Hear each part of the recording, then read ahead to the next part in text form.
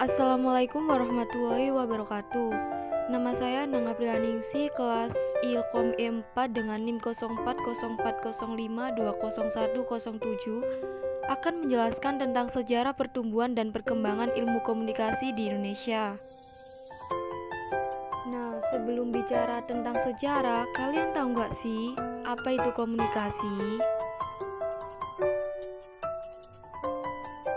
Menurut Webster New Collegiate Dictionary, komunikasi adalah suatu proses pertukaran informasi di antara individu melalui sistem lambang-lambang, tanda-tanda, atau tingkah laku.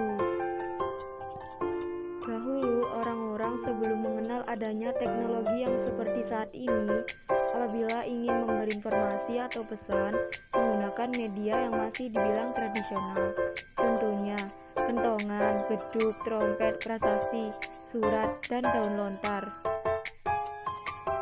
Everett M. Rogers menjelaskan ada 4 kategori media yang berkembang di tengah masyarakat yang disebutnya sebagai New Communication Technology yang banyak mempengaruhi kehidupan manusia, yaitu yang pertama ada media tulisan atau writing, yang kedua media cetak atau printing, 3 media telekomunikasi atau telecommunication, yang keempat yaitu media komunikasi interaktif atau interactive communication.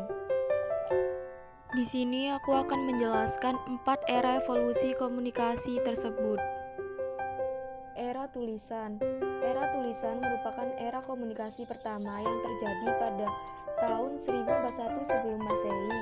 Pada saat bangsa Sumeria menggunakan tablet dari tanah liat, bangsa Cina menemukan tulisan untuk percetakan buku, dan bangsa Korea menemukan alat dari logam yang menggantikan huruf-huruf dari tanah. Penemuan mesin cetak merupakan awal dimulainya riwayat komunikasi massa. Ada beberapa bukti dari era tulisan ini seperti lukisan-lukisan tangan di goa dan arca-arca yang banyak pada era ini. Selanjutnya yaitu ada era cetak. Era cetak ini ditandai dengan ditemukannya mesin cetak atau press oleh Johannes Gutenberg pada tahun 1456 ketika untuk pertama kalinya mencetak kitab Injil. Sekalipun mesin cetak mulai ditemukan pada tahun ini, tetapi perkembangan surat kabar berlangsung sekitar 1600-an. Surat kabar pertama yang berhasil dicetak di Eropa adalah Aviso di Wolfenbüttel di Starburg, Jerman pada tahun 1609. Yang ketiga ada era telekomunikasi. Salah satu teknologi yang berkembang pada masa ini adalah film. Sejarah penemuan film berlangsung cukup panjang, disebabkan film melibatkan masalah-masalah teknik yang cukup rumit seperti masalah optik, lensa, proyektor, kamera, dan sebagainya. Pada tahun 1645, Kircher menggunakan lentera untuk memproyeksikan gambar-gambar yang dibuat untuk pelajaran agama bagi murid-muridnya. Tetapi karena bayang-bayang yang dibuat belum pernah ada yang melihat sebelumnya, akhirnya pekerjaan ini dianggap sebagai permainan setan. Perkembangan sejarah penemuan film ini baru kelihatan setelah abad ke-18 dengan percobaan komunikasi cahaya lampu dengan kaca lewat lensa padat.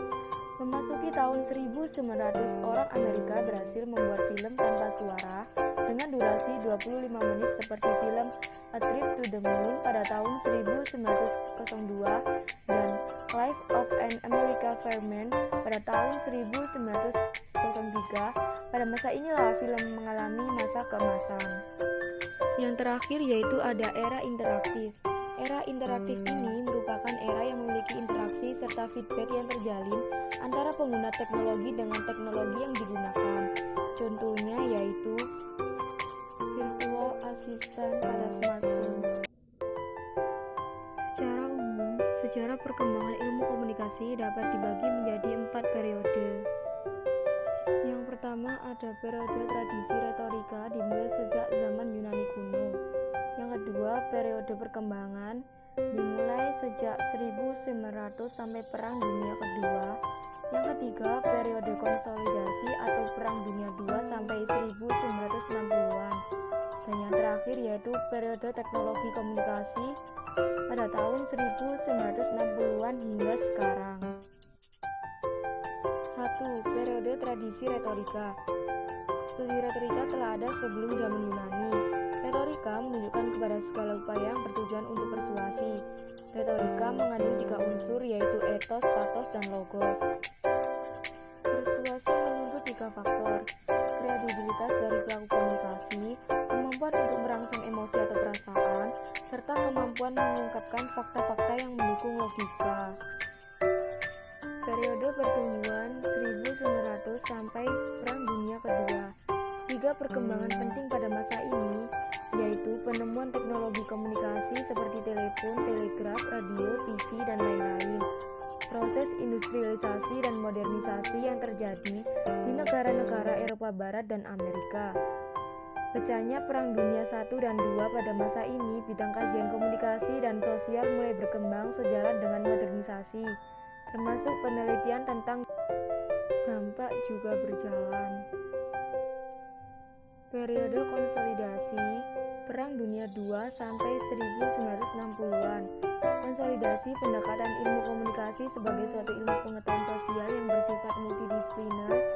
Kristalisasi ilmu komunikasi ditandai oleh adopsi perbendaharaan istilah yang digunakan, munculnya buku-buku dasar yang membahas tentang pengertian dan proses komunikasi, adanya konsep-konsep baku tentang dasar proses komunikasi. Periode teknologi komunikasi hingga sekarang. Pada tahun 1950 sudah take off dan semakin berkembang dengan indikator. Jumlah universitas yang menyelenggarakan program pendidikan komunikasi semakin banyak. Asosiasi-asosiasi profesional di bidang ilmu komunikasi semakin besar cakupannya. Semakin banyak pusat penelitian dan pengembangan komunikasi. Banyaknya literatur, semakin beragam bidang spesialis komunikasi, dan semakin banyak teori dan metode komunikasi. Hal di atas adalah sebuah bentuk periode teknologi komunikasi hingga sekarang. Sekian pemaparan dari saya tentang sejarah perkembangan dan pertumbuhan komunikasi di Indonesia. Apabila ada salah, mohon maaf. Wassalamualaikum warahmatullahi wabarakatuh.